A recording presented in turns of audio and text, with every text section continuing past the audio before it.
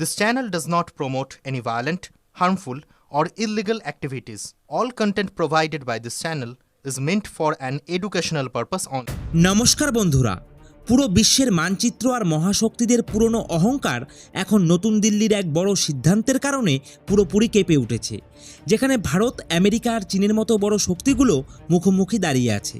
ওয়াশিংটনের বড় বড় কূটনীতিবিদ আর বেইজিংয়ের কৌশলবিদরা এখন ভারতীয় কূটনীতির গতিবেগ দেখে সম্পূর্ণ অবাক হয়ে গেছেন।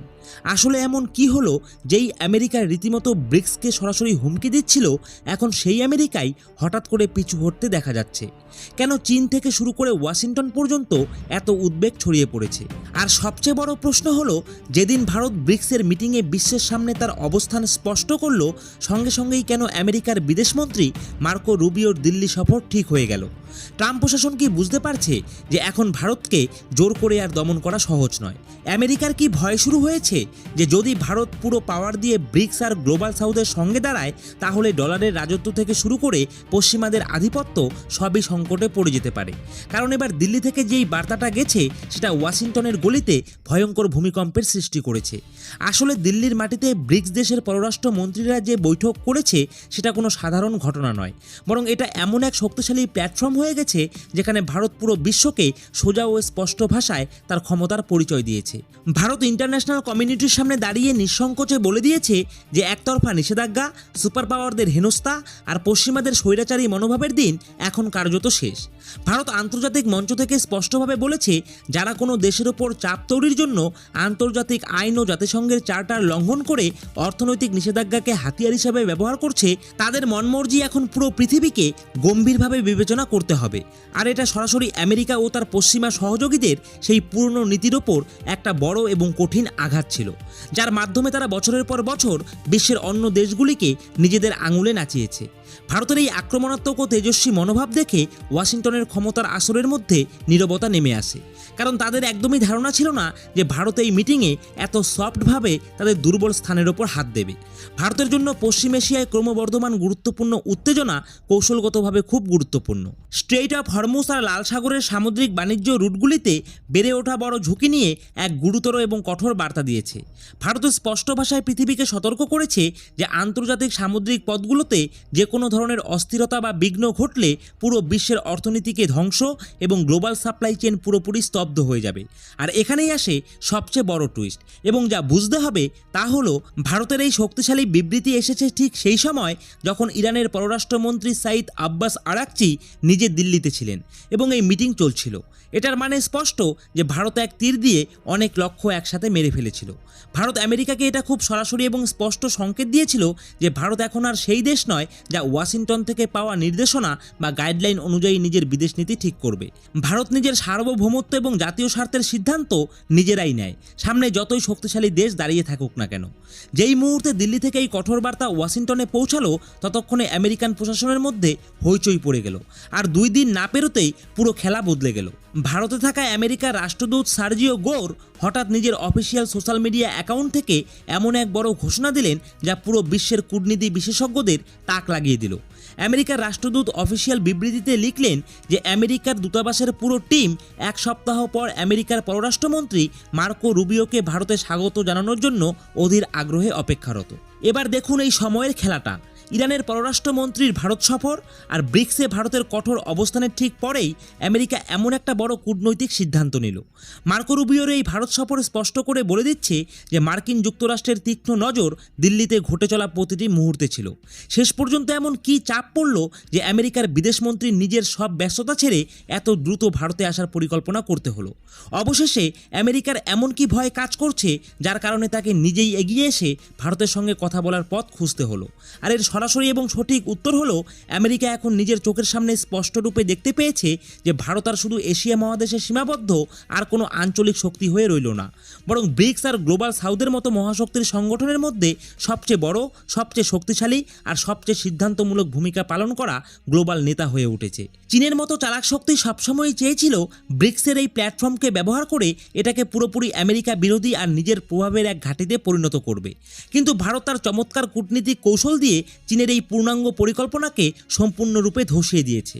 ভারত বিশ্বমঞ্চে স্পষ্ট করে দিয়েছে ব্রিক্স কোনো এক দেশের ব্যক্তিগত লক্ষ্য বা এটা কোনো সম্প্রসারণবাদী প্রকল্প নয়, বরং এটা একটি বহুধ্রুবীয় বিশ্ব অর্থাৎ মাল্টিপোলার ওয়ার্ল্ডের এক নতুন এবং শক্তিশালী মডেল, যেখানে প্রতিটি দেশের সার্বভৌমত্বের সম্মান থাকবে। এটি সবচেয়ে বড় কারণ যার জন্য এখন ট্রাম্প প্রশাসন ভারতের সঙ্গে সরাসরি কোনো সংঘর্ষের নীতি ত্যাগ করে খোলাখুলি আলোচনা করতে এবং নিজেদের দ্বিপাক্ষীয় সম্পর্ক আরও মজবুত করার কৌশলে যেতে বাধ্য হচ্ছে। এই পুরো ঘটনাচক্রে সবচেয়ে চমকের এবং মজার ব্যাপার হচ্ছে মার্কিন পররাষ্ট্রমন্ত্রী মার্কো রুবিও তার এই সফরে শুধু দেশের রাজধানী দিল্লি নয়, মার্কো রুবিও ভারতের আরেকটি ঐতিহাসিক শহর কলকাতাতেও এসেছেন। আর এটা খুব বড় একটা ঐতিহাসিক রেকর্ড হলো, কারণ প্রায় 14 বছরের দীর্ঘ অপেক্ষার পর আমেরিকার কোনো এত বড় এবং শীর্ষ নেতা সোজা কলকাতার মাটিতে পা রাখার সৌভাগ্য অর্জন করলো। এর আগে ইতিহাসে দেখা যায় নভেম্বর 2012 সালে তৎকালীন মার্কিন পররাষ্ট্রমন্ত্রী হিলারি ক্লিন্টন কলকাতায় এসেছিলেন, যেখানে তিনি রাইটার্স বিল্ডিংয়ে গিয়ে মমতা বন্দ্যোপাধ্যায়ের সাথে দেখা করেছিলেন। কিন্তু 2012 সময়ের সঙ্গে আজকের সময়ের পরিস্থিতি সম্পূর্ণভাবে পাল্টে গেছে, কারণ পশ্চিমবাংলার মাত্র কয়েকদিন আগে একটা বড় রাজনৈতিক উলটপুরাণ হয়েছে, আর সেখানে বিজেপির নতুন সরকার গঠন হয়েছে। আমেরিকার চোখ এখন খুবই যত্নের সঙ্গে ভারতের এই সিটি অফ জয়ে ঘটে যাওয়া রাজনৈতিক পরিবর্তন আর নতুন পরিস্থিতির ওপরে নজর রেখে আছে। আর এ কারণেই আমেরিকা এখন বাংলার এই নতুন রাজনৈতিক দশাকে ভারত আমেরিকা সম্পর্কের দিক থেকে খুবই গুরুত্ব দিয়ে দেখছে। এই স্ট্র্যাটেজিক মোড়ে আমাদের এটা দেখতে হবে যে এই আমেরিকার বদলানো মনোভাবের পেছনে শুধু কূটনীতি নয়, বরং বড় বড় অর্থনৈতিক অঙ্ক আর ব্যবসায়িক ক্ষমতাও রয়েছে। ট্রাম্প প্রশাসন খুব ভালো করে বুঝে গেছে যে ভারতের সঙ্গে শত্রুতা বা টানাপোড়েন হওয়া আসলে আমেরিকার অর্থনীতির জন্য নিজের বিরুদ্ধে সমস্যা তৈরি করা হতে পারে। আমেরিকা সরকারের নিজেদের রিপোর্ট আর সরকারি বিবৃতির মতে ভারতীয় কোম্পানিগুলি আমেরিকার মাটিতে টেকনোলজি, উৎপাদন এবং ফার্মাসিউটিক্যালসের মতো বড় বড় সেক্টরে রেকর্ড ভাঙা বিনিয়োগের বড় ঘোষণা করেছে। এই বিনিয়োগ ছোটোখাটো কোনো ডেটা না, বরং এটা পুরো দুনিয়াতে কোনো দেশের তরফ থেকে আমেরিকার বাজারে করা সবচেয়ে বড় বিনিয়োগ হতে চলেছে, যা আমেরিকার ভেতরেই হাজার হাজার নতুন চাকরির সুযোগ তৈরি করতে পারবে। আমেরিকার রাষ্ট্রদূত সার্জিও গৌর নিজেও ওয়াশিংটনে ক্যাবিনেট মন্ত্রীদের সঙ্গে বসার পরে স্বীকার করেছেন যে ভারত আর আমেরিকার মধ্যে আগামী কিছুদিনের মধ্যে বেশ কয়েকটা বড় আর ঐতিহাসিক ব্যবসায়িক চুক্তির ঘোষণা আসতে চলেছে। যখন অর্থনীতির খাতে ভারতের এখতিয়ার এতটা শক্ত, তখন দিল্লির শর্ত মেনে নেওয়া আমেরিকার জন্য অনেকটা কৌশলগত বাধ্যবাধকতায় পরিণত হয়েছে। সেই সাথে বৈশ্বিক নিরাপত্তার আন্তর্জাতিক সামুদ্রিক বাণিজ্যের ক্ষেত্রেও ভারতের অবস্থান খুবই মজবুত হয়ে গেছে। হরমুজ প্রণালী আর লাল সাগরের মতো সংবেদনশীল সামুদ্রিক রাস্তায় যেদিনই উত্তেজনা বাড়ে, সেদিন গোটা দুনিয়ার সামনে তেলের সংকট আর মেয়াদ বাড়ার ঝুঁকি থাকে। এমন সময় ভারত যেভাবে তার নৌবাহিনী ক্ষমতা আর কূটনৈতিক প্রভাব ব্যবহার করে বিশ্ব বাণিজ্যিক জাহাজগুলোর নিরাপত্তা নিশ্চিত করার কথা বলেছে, এতে পশ্চিমা দেশগুলোকে ভাবতে বাধ্য করেছে যে ভারতের সহযোগিতা ছাড়া বিশ্বের এই অঞ্চলে শান্তি এবং স্থিতিশীলতা বজায় রাখা একেবারেই অসম্ভব। ভারত পশ্চিম এশিয়ার সংকটে সবসময়ই একটি সুষম এবং ন্যায্য অবস্থান নিয়েছে, যার ফলে আরব দেশ থেকে শুরু করে ইরান পর্যন্ত ভারতের বিশ্বাসযোগ্যতা অনেক বেশি। যখন আমেরিকা এবং ইসরায়েলের পদক্ষেপের কারণে উপসাগরীয় দেশগুলোতে উত্তেজনা চরমে পৌঁছেছিল, তখন ভারত তার স্বার্থ রক্ষায় দুনিয়াকে দেখিয়েছিল যে ভারতীয় কূটনীতি কারো চাপে পড়ে না, বরং নিজস্ব নীতির প্রতি অটল থাকে। এখন এই পুরো পিকচারের আরেকটা বড় এবং দারুণ দিক হলো, ভারত একদিকে যেখানে ব্রিক্সের মঞ্চে ইরান, রাশিয়া আর চীনের মতো দেশগুলোর সঙ্গে বসে বিশ্বব্যাপী সংস্কারের কথা বলছে, ঠিক অন্যদিকে আমেরিকা, জাপান আর অস্ট্রেলিয়ার সঙ্গে মিলেমিশে কোয়াড সংগঠনের মাধ্যমে ইন্দো প্যাসিফিক অঞ্চলে নিরাপত্তা আর স্থিতিশীলতার সবচেয়ে বড় স্তম্ভ হয়ে আছে। আমেরিকার বিদেশমন্ত্রী মার্কো রুবিওর এই সফর শুধু দ্বিপাক্ষীয় আলাপ আলোচনার জন্য নয়, তিনি ভারতে আয়োজিত কোয়াড দেশের বিদেশমন্ত্রীর বৈঠকেও অংশ নিতে এসেছেন। এটা ভারতের কূটনীতির এক অসাধারণ এবং অনন্য মাস্টার ক্লাস, যেটা দেখে বিশ্বের বড় বড় পলিটিক্যাল এক্সপার্টরা লজ্জায় হাতজোড় করে বসে আছে।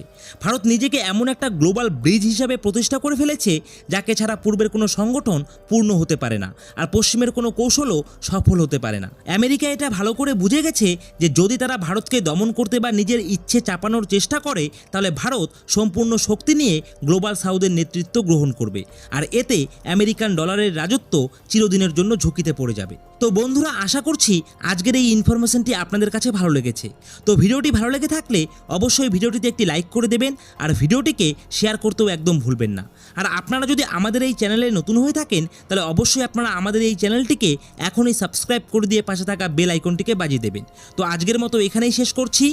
জয় হিন্দ, জয় ভারত।